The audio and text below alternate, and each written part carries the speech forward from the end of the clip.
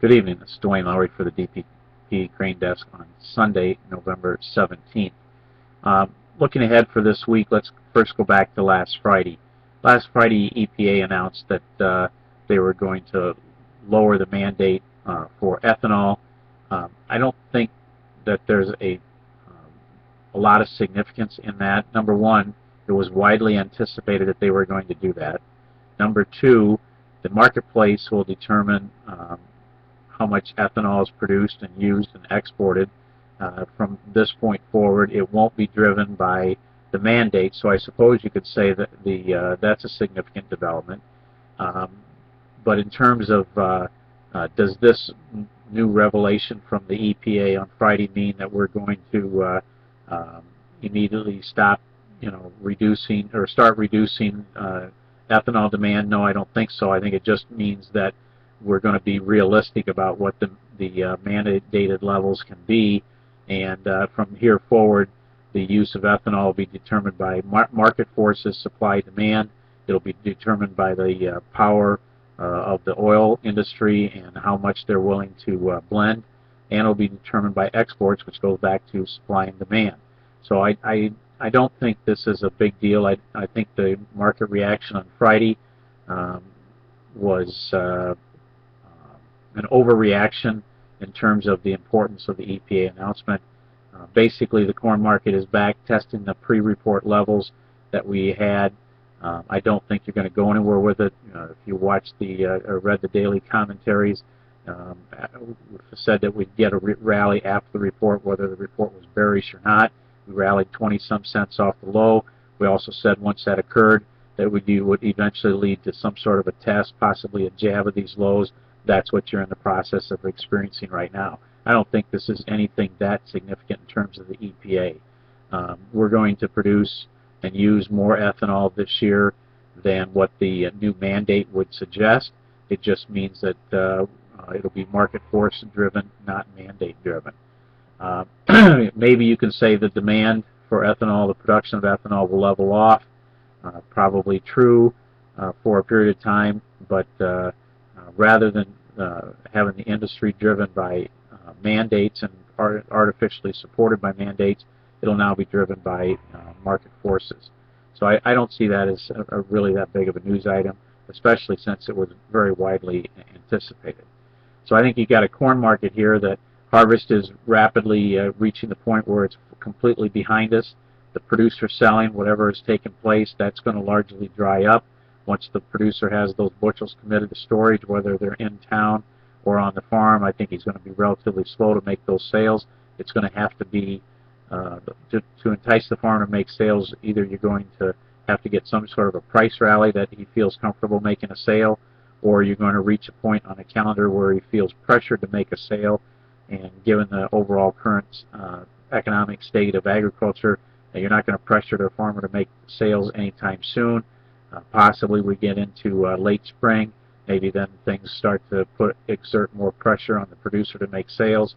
In the meantime, I think you've got a situation where you're going to ultimately have more pressure on the buyer to raise basis, the futures market to recover, and then you'll get farmer selling. I think the farmer selling probably occurs quicker than it has in other years, and the pressure to raise price will be less than it has been in other years. But you're still talking about 30 to 40 cent rally in cash bids before you can even begin to get a farmer very interested in making sales. And I think that translates into the futures market being able to ultimately be able to rally more than 30 cents. I think 50 to 70 cent rally in the futures market, which translates to July futures around $5. I think it's very, very possible, and I don't see anything here fundamentally that says that can't happen. Yes, we're going to have an ample supply and carry out, but that doesn't mean the market goes dead for the next 11 months because we know we're not going to run out of supply. Markets just don't work that way. So with the harvest behind us, the crop size known, and that variousness behind us, what's ahead of us is strong export demand, strong domestic offtake, tight producer holding, and ultimately a short covering phase in the futures market. This November-December time frame, it's easy for the markets to go into the doldrums as we get into the end of the year. maybe the market can't rally, maybe we stagnate. I wouldn't say that scenario isn't possible, but ultimately we're going to get a decent recovery, and the producers get a better selling opportunity. As far as soybeans are concerned, we don't have a lot for news, but what the market is doing is dialing in a very favorable South American production scenario with increase in acres, no current weather problems, and no significant weather problems seen in the 15-day or the 30-day outlook.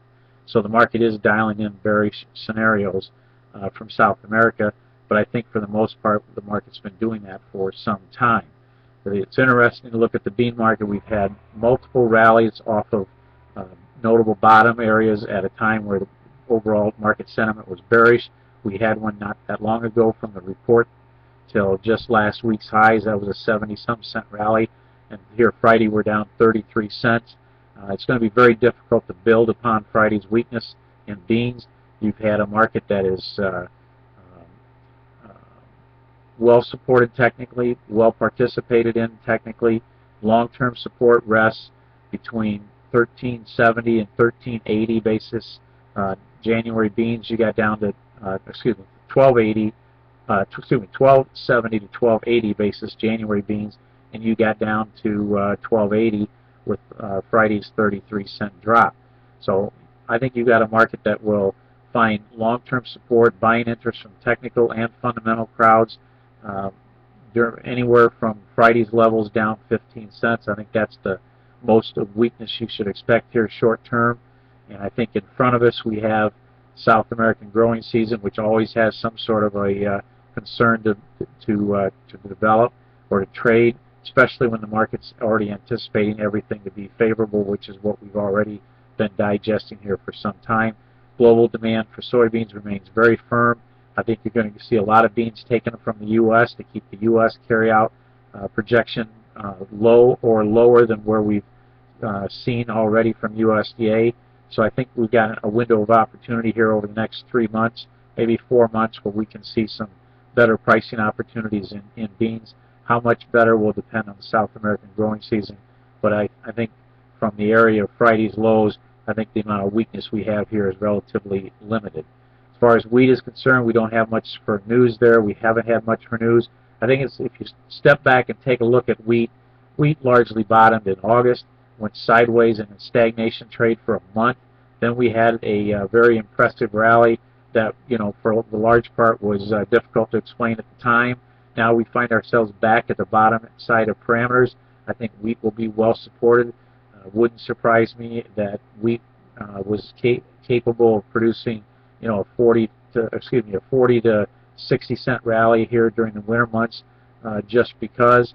And I think that you got enough global demand around to allow that to happen.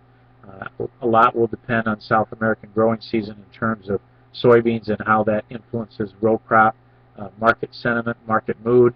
But I think the opportunity for wheat to stage some sort of rally here is good, despite its already large premium over corn values.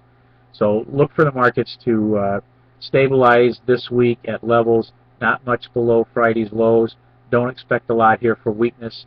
If the market is the most bearish scenarios I think you're going to get from here forward will be stagnation, sideways activity, not a lot of downside.